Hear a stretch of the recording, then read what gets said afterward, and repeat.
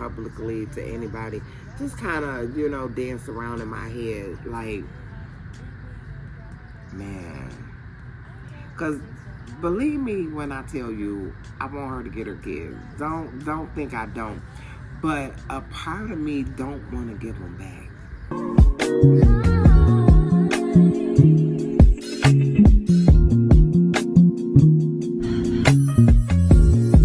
Your body's beat by the window seat. Little eyes look high up in the blue sun. Hey guys, welcome back to another video. My name is Ivy and this channel is Boo Bougie. And girl, if you were channel surfing, I like to say to you, hey boo. Here I am, arms wide open.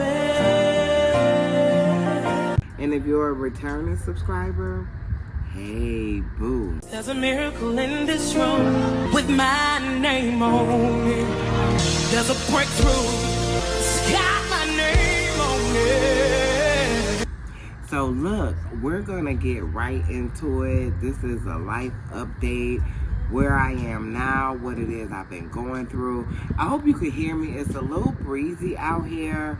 As y'all can see, I'm in a different set. I'm actually in a different city, but we're gonna roll with it. So what I wanted to talk about is my life and where I am now mentally. You know, when I think back to the whole beginning of me becoming a new mom to my grandkids, you know, I jumped at the opportunity to be there for my grandkids.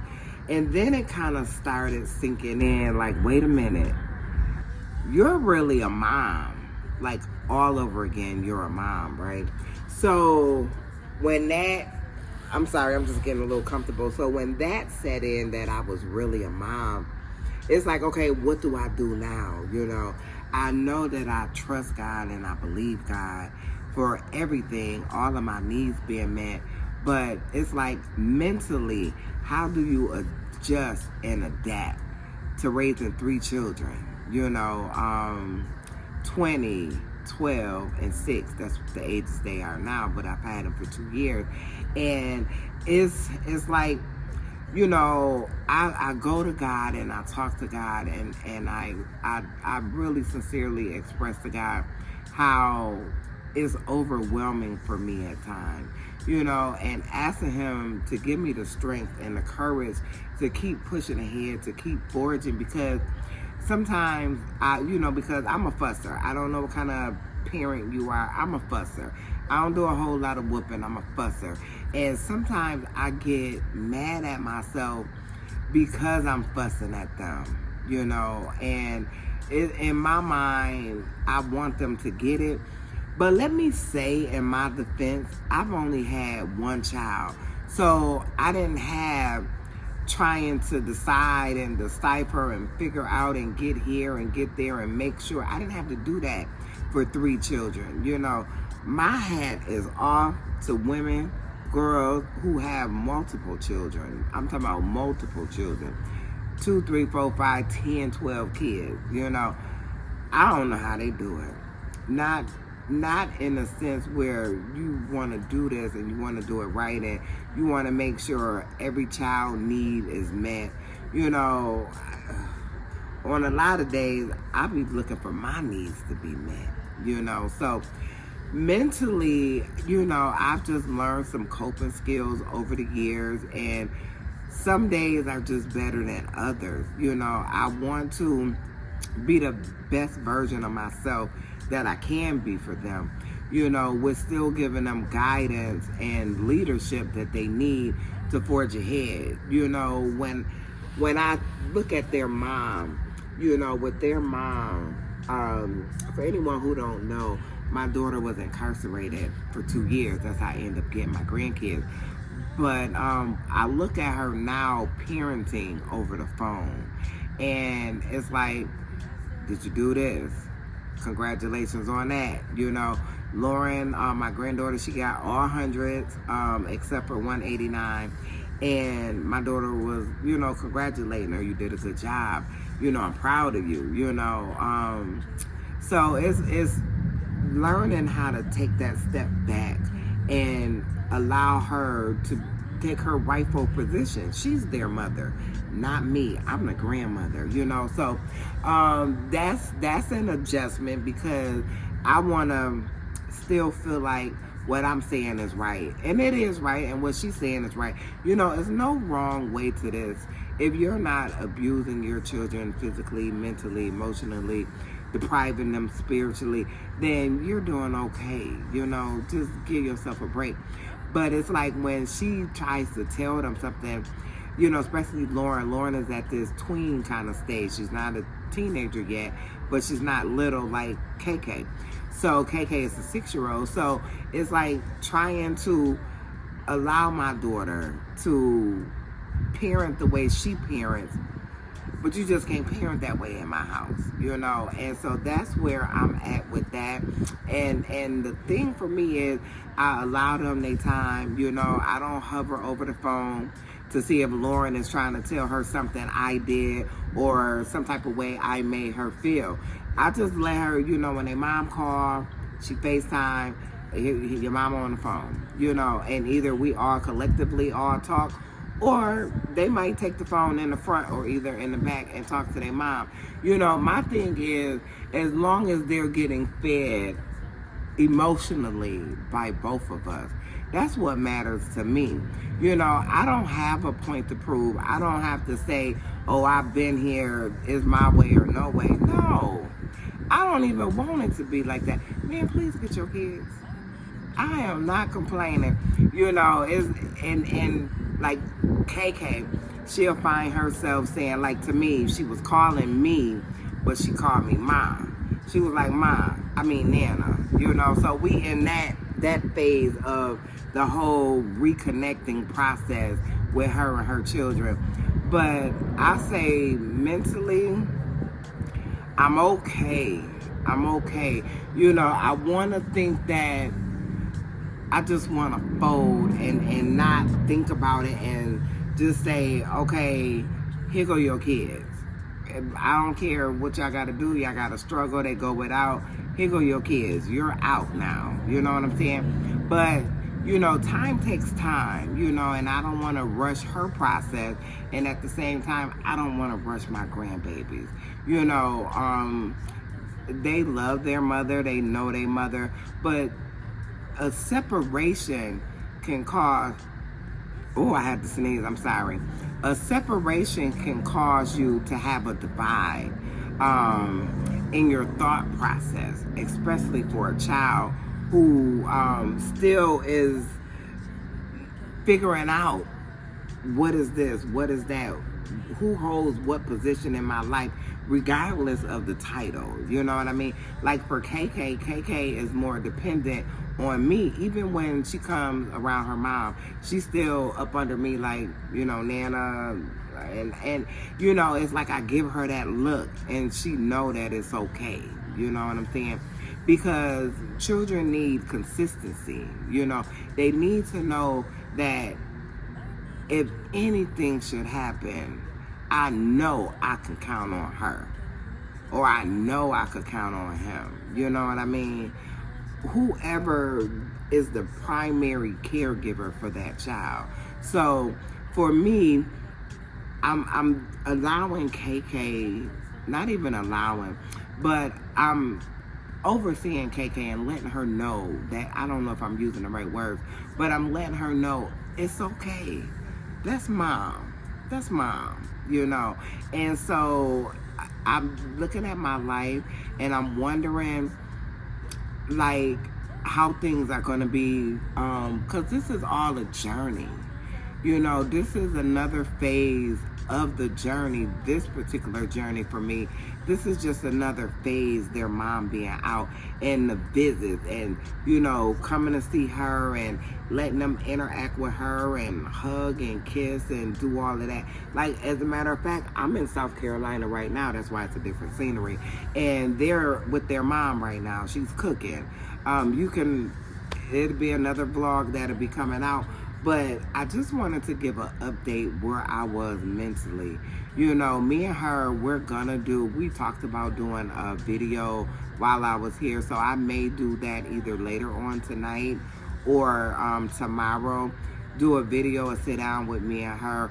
I don't want to push her. You know, I choose to share my life. I choose to get in front of the camera, share different parts of what's going on with me.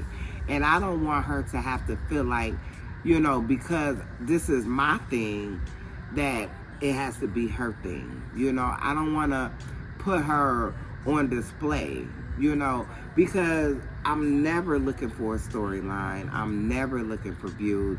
Yes, the views come with it because this is the business of YouTube, you know, but I would never show her on the camera if I figured or she told me that it was causing her harm, whether it's mental harm or whatever the case might be. I don't want her to feel like that, you know. I love all of them collectively. You know, I know that mentally my nose is stuffed because and where she is, the air is on and they have it on high. And now that I'm out here, I was out and about, and it was, anyway, my nose is a little stuffy. So for me, I'm just going to continue to trust God. I'm going to continue to trust the process. I'm going to continue to pray for my family.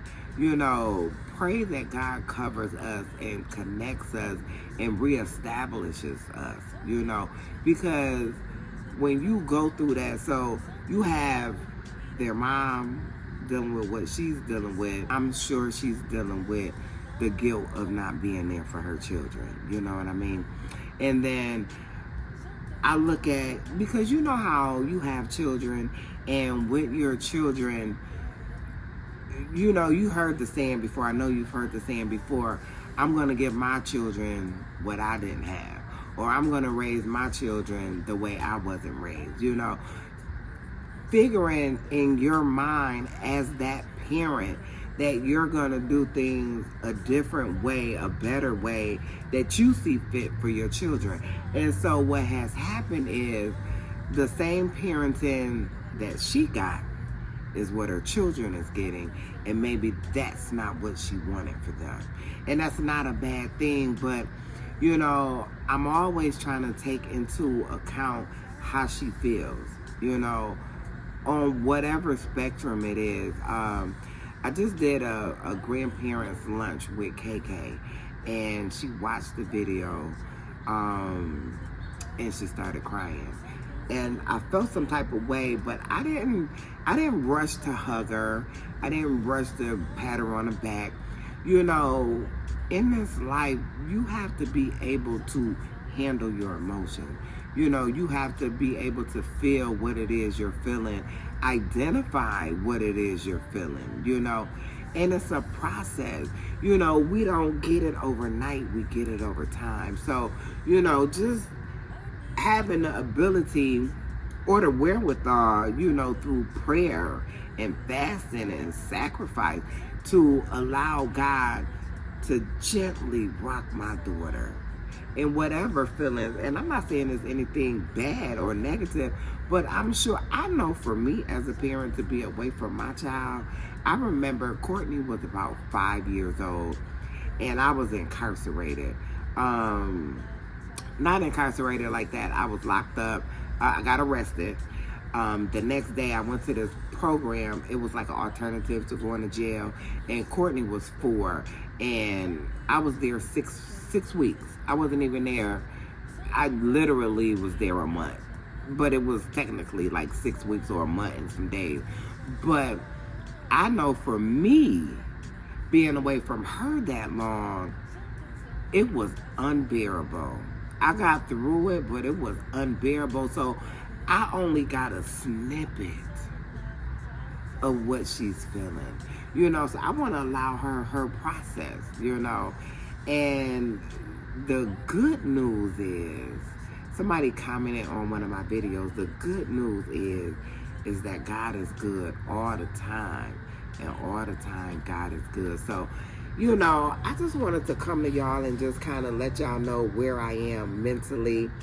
Let me add, I'm also mentally exhausted. I don't typically, I share like bits and pieces with you guys, but a part of me is mentally exhausted, and I won't go into details, but when you have your children or your grandchildren and you see them hurt or disconnected, as a parent, it has to make you feel some type of way, because it does me. It makes me feel some type of way, that it's situations and circumstances that I cannot fix.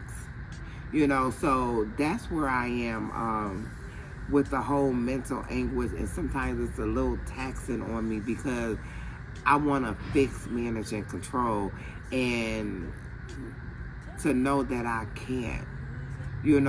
That feeling of powerlessness, like I'm powerless over this situation. I have to allow time to take time. I have to allow God his process with his children, So that's where I'm at, and that's why I try to keep them in church, keep them knowing the word, I try to live by example. Do I get everything right? No, I just told y'all I'm a fusser. When I say I'm a fusser because my nose is so stuffy. I'm a fusser, and sometimes, you ever got a whooping and that whooping hurt, and so girl, I had to use the restroom. Look, this an old bladder over here. So, but yeah, like I was saying, like I'm a fusser, and sometimes I feel bad for fussing, because like with a whooping, you get your whooping, you get your licks, and you go on about your business. Words hurt and words stick with you. And sometimes I be so frustrated that I'll say something, and I don't want them to grow up with feelings that they have for me, even though I know it's almost inevitable that they will, So, looking at the whole process of their mom coming to live with us, now I'm gonna have to scale back. I'm always gonna be grandma, I'm always gonna be Nana, but I'm gonna have to scale back a little to allow her to parent her children, in the way that she sees fit. Because what you might think is okay, I don't think it's okay, And so now I have to allow her to be who she is, wholly and fully, and not feel like I'm putting a restraint on her on what it is she can do and say and how she can move with her kids. I want her to move freely with her kids because they're her kids. I was thinking, wow. And I haven't said this publicly to anybody. Just kind of, dance around in my head, like, man. Because believe me when I tell you, I want her to get her kids. Don't think I don't. But a part of me don't want to give them back. A part of me, even with everything I literally just said, with everything I just said, a part of me, if I'm honest with myself, a part of me does not want to give them kids back. And we didn't go through the court. I didn't want to go through the court system because the whole plan was when she came home, I wanted her to pick up where she left off. I didn't want her to have to fight and struggle to get her kids. When she come home and she decide to move the next day or not spend one night at my house, that's her business. You know what I mean? That's her business to run her business the way she see fit, And it's like with her coming home, it's like I gotta relinquish the control and the authority that I've had over these kids for the last 2 years. You know what I'm saying? I'm still going to say this or say that or don't this or don't that. You know, I'm still going to do that. But at the same time, I got to kind of scale back. You know, like I told them, I remember telling them, when your mom come, my new favorite phrase is going to be, go ask your mom. You know, but I know me. I know me. I've done some work on me, right? I still got a lot more work to do. But I know I'm going to feel some type of way the moment she disciplined KK. The moment she disciplined Lauren. And she could be right. I'm just going to tell you. I'm going to feel some type of way. Because I'm going to feel like she feels like somebody is disciplining her kids. That's how I'm going to feel. Now, do that make sense? Do it make sense to me? Do it make sense to you? I don't know. I'm just telling you how I feel. I'm just telling you how I feel. You know, the whole thing with Kennedy sleeping with me and her mom coming home, and I'm like, you know, your mom, you can sleep with your mom. And her mom was like, no, she can't, you know. And,